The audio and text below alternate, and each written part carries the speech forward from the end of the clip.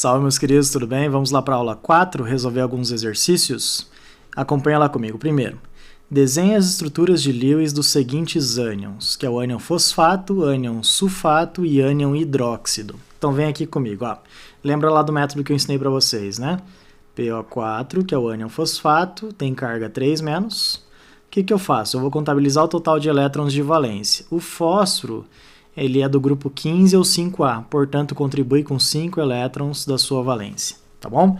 O oxigênio é grupo 16 ou 6A, como eu tenho 4 átomos, então vai ficar 6 elétrons vezes 4 átomos. Como esse cara ele é um ânion trivalente, então a gente vai somar mais 3 elétrons nessa estrutura. Tudo bem? Lembra que um ânion trivalente recebeu 3 elétrons. O que vai dar o todo para a gente é 4 vezes 6, 24, mais 8, 32 elétrons. Tudo isso dividido por 2, você vai ter 16 pares de elétrons para utilizar ali. Beleza, desenhando esse cara, eu vou colocar o fósforo no meio, ligado somente por uma ligação covalente aos oxigênios. Não estou pensando de novo em geometria, tá, gente? Eu só estou desenhando a mesma molécula para vocês aprenderem, né? Eu vou completar agora o octeto para os átomos terminais, que são os oxigênios. Então lembra, né? Cada oxigênio já tem 2 elétrons, né? Então aqui, ó, 4, 6, 8, beleza? 2, 4, 6, 8. Aqui embaixo também, 2, 4, 6, 8. Aqui também, ó, 2, aí depois 4, 6, 8. E aqui também, 2, 4, 6, 8. Beleza? Ao todo você distribuiu aí, ó, 4 vezes 3, 12, mais 4 no meio, deu 16 pares. Você olha o átomo central, que é o fósforo, ele está com o octeto completo. 2, 4, 6, 8 elétrons. Já distribuiu o total de pares, todo mundo atingiu o octeto, então beleza. Agora o que eu faço? Coloco colchetes aqui e coloco 3- lá fora. Tudo bem? Aí você já acabou de desenhar o nosso ânion fosfato. Galera, eu vou apagar agora aqui a tela para a gente poder fazer o ânion sulfato, tudo bem? Então, copiei aí, vamos lá para o nosso sulfato. Deixa eu apagar aqui. Perfeito, vai lá comigo, ó. SO4, 2-. Gente, o que a gente vai ter que fazer? O enxofre é do grupo 16 ou 6A, então também contribui com 6 elétrons, só tem um átomo de enxofre aqui, tá? Oxigênio, grupo 16 ou 6A, 6 elétrons vezes 4 átomos, então 6 elétrons vezes 4 átomos. Aqui vai dar o... daí eu vou contabilizar mais 2 elétrons porque ele é um ânion bivalente, né? Vou colocar aqui, ó. Beleza. Ao todo vai dar 4 vezes 6, 24, mais 8, que dá 32 elétrons de valência. Dividido por 2, você tem um número de pares que você vai utilizar nessa estrutura, né? Pares de elétrons. Meus queridos, vou colocar o enxofre no meio. Vou ligar a ele por uma única ligação os 4 oxigênios. De novo, não estou pensando em geometria. Tá bom? Completo o octeto para os átomos terminais da mesma maneira, né? Ó, bem parecido com o anterior, né? Ó. Se você for perceber, você já distribuiu os seus 16 pares, né? Porque aqui ao redor tem 12 mais 4 no meio, que dá 16. O que eu faço agora para finalizar? Colchetes.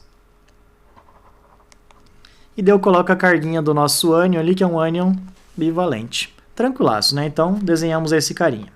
Vou apagar aqui de novo para a gente fazer o último. Então, agora ali nós temos o OH-, que é o ânion hidróxido. Professor, como é que a gente vai desenhar isso? Ó, OH-. O oxigênio, grupo 16 ou 6A, 6 elétrons de valência. Hidrogênio, 1 elétron apenas, né? O elétron de valência dele. Mais 1 elétron porque essa espécie é um ânion monovalente, tá aqui, ó, então recebe 1 elétron. Ao todo, essa espécie aqui vai ter quantos elétrons então, gente? Ó, para a gente poder utilizar 8 elétrons. Tudo bem? Dividido por 2, nós temos 4 pares. Ops, 4 pares. Vou ter que apagar ali, peraí. 4 pares de elétrons para a gente utilizar nesta estrutura. Professor, o que eu vou fazer? Vou colocar o oxigênio, vou ligar ele ao hidrogênio. Lembra que o hidrogênio só quer fazer uma ligação, né? Então já está pronto aqui. Beleza. Só que, gente, eu preciso distribuir 4 pares. Onde que vão os outros 3 pares de elétrons, né? Vão completar o octeto do oxigênio. Então vai ficar aqui, ó. Fechou? O hidrogênio só queria fazer uma ligação, então tá tudo certo. O que falta agora para que ele vire um ânion? Eu coloco lá colchetes e coloco a carguinha negativa aqui fora.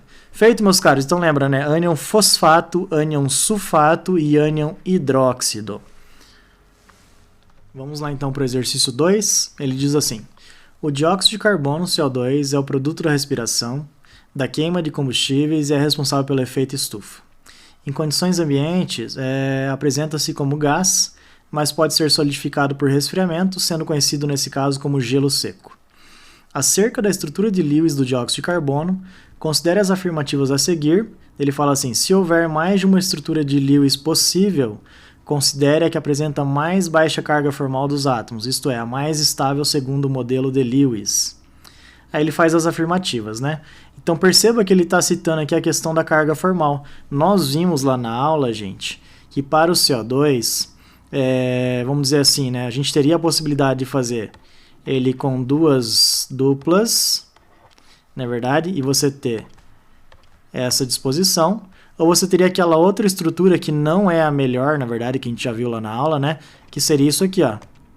O cara com uma tripla nesse oxigênio e uma simples nesse outro cara. Tá bom? Então, eu mostrei para vocês como que faz o cálculo de carga formal e mostrei para vocês também que essa aqui é a estrutura mais estável, mais plausível. Feito? Tá. Ele fala assim: entre o átomo de carbono e os 2 oxigênios há duplas ligações, perdão. Certo, né, gente? Então a primeira está correta. Vou destacar ali para vocês, ó. Primeira, perfeito. Vou tirar aqui. Tá. Aí a 2, ele fala: a carga formal no átomo de carbono é 0. Bom, se a gente considerar a estrutura mais estável que essa daqui, ó, lembra que todos os átomos aqui têm carga formal igual a 0. Só relembre comigo como que calcula. Então vou colocar aqui em cima, ó, carga formal igual ao número de elétrons na valência daquele átomo menos elétrons não ligantes mais metade dos elétrons ligantes. Tá bom? Calcula comigo aqui rapidinho no carbono, né? Então, a carga formal nos átomos de carbono é 0, para essa estrutura aqui que é a mais estável, não vai esquecer. Como que fica então a carga formal para o átomo de carbono? Quantos elétrons ele tem na valência? 4. Elétrons não ligantes, ó, aqui não sobrou nada ao redor dele, tá todo mundo ligado, então é 0. Mais a metade dos elétrons ligantes. Ele tem 2, 4, 6, 8 elétrons ligantes. A metade é 4. Então, é mais 4. Então, a carga formal no átomo de carbono aí, nessa estrutura, é 0. Tá bom? Então, realmente, a 2 está verdadeiraça. Terceira, assertiva. Ele diz o seguinte: a carga formal... apresenta carga formal mais 2 nos átomos de oxigênio. Lembra que é 0, na verdade, né? Mas vou calcular aqui com vocês. Ó. Carga formal no oxigênio, na estrutura mais estável que é essa, era igual. O oxigênio tem 6 elétrons na valência, tá bom? Lembra que esse oxigênio aqui ele é igual a esse, né? Ó, tem 2 pares de elétrons não ligantes e 2 ligações, né? Então a gente só faz o cálculo uma vez, né? Aí já resolve. Menos elétrons não ligantes. Esse aqui tem 2, 4, então dá 4 não ligantes. Mais a metade dos ligantes. Ele tem também aqui, ó, 2, 4 elétrons ligantes. A metade é 2. Então, a carga formal, aqui concluindo lá com vocês, ó, vai dar 0. Assim como eu já tinha dito, a gente já calculou ali na nossa aula, né? Então, item 3 está falso. Já era. Deixa eu só clicar aqui fora. Ó, item 3 a gente não vai marcar. Falso. Item 4. O átomo de carbono não possui pares de elétrons isolados. Realmente, né, gente? Ó, na estrutura de Lewis mais plausível aqui para ele, né, mais estável, não há elétrons isolados no carbono. Então, item 4 está correto. Resposta, deixa eu ver, letra C, 1, 2 e 4. Feito, meus caros. Meus queridos, vamos no exercício 3. No processo de industrialização da mamona, além do óleo que contém vários ácidos graxos, é obtida uma massa orgânica conhecida como torta de mamona. Essa massa tem potencial para ser utilizada como fertilizante para o solo e como complemento em rações animais, devido a seu elevado valor proteico. No entanto, a torta apresenta compostos tóxicos e alergênicos, diferentemente do óleo da mamona. Para que a torta possa ser utilizada na alimentação animal, é necessário um processo de descontaminação. Aí você tem aqui a fonte que foi tirada desse texto, né? E ele diz o seguinte: a característica presente nas substâncias tóxicas e alergênicas que inviabiliza sua solubilização no óleo de mamona é a...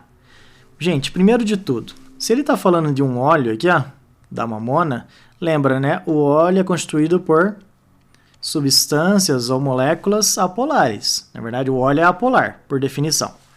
Perfeito. Se ele está querendo saber por que essas substâncias aqui, ó, não são solúveis no óleo de mamona, bom, pensa assim comigo, né? Se fosse solúvel, é porque essas substâncias aqui seriam apolares, assim como o óleo, tá bom? Só que se não é solúvel, então essas substâncias tóxicas que ele mencionou aqui, ó, só podem ter característica contrária, ou seja, elas são polares. Meus caros, agora lembre dos termos ali, por favor, né?